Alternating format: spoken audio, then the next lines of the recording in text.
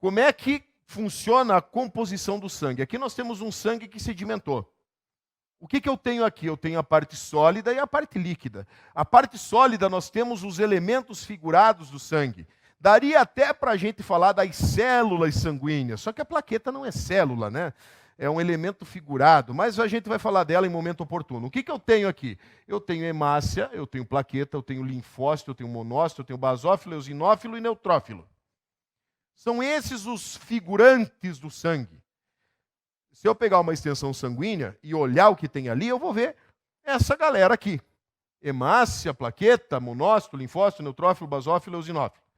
Só que as células sanguíneas, elas não se multiplicam no sangue periférico. Como assim? A hemácia não se divide, o linfócito também não, o monócito não. Claro que tem algumas exceções aí, né? Principalmente agora nas leucemias. Neutrófilo também não, eosinófilo não, basófilo não. Como que funciona? Sempre que eu preciso repor alguma dessas células, eu tenho um processo chamado de hematopoiese, ou hemopoiese, como se quiser chamar. Que é o quê?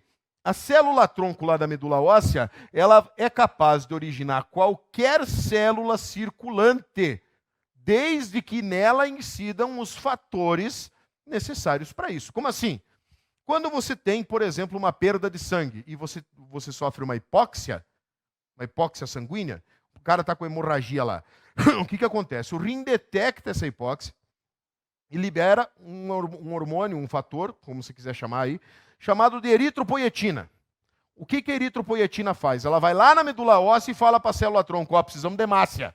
Então a célula-tronco vai se diferenciar em hemácia, ou eritrócito, chama como você quiser. Tá?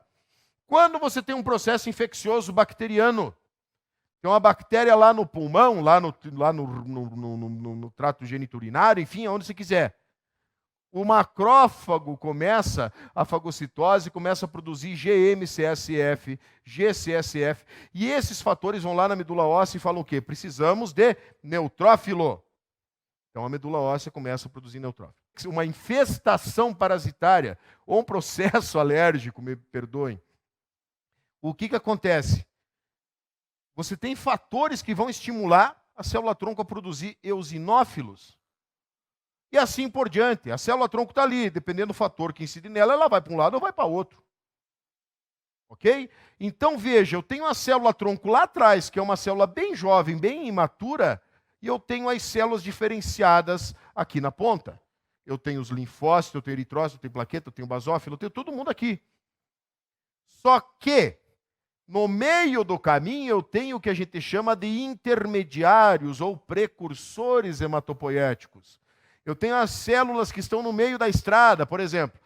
Foi produzir um neutrófilo, eu tenho mieloblasto, promielócito, mielócito, tal, foi.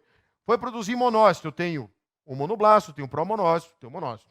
O eosinófilo, mesma coisa. Então eu tenho os imaturos ou os intermediários de cada linhagem.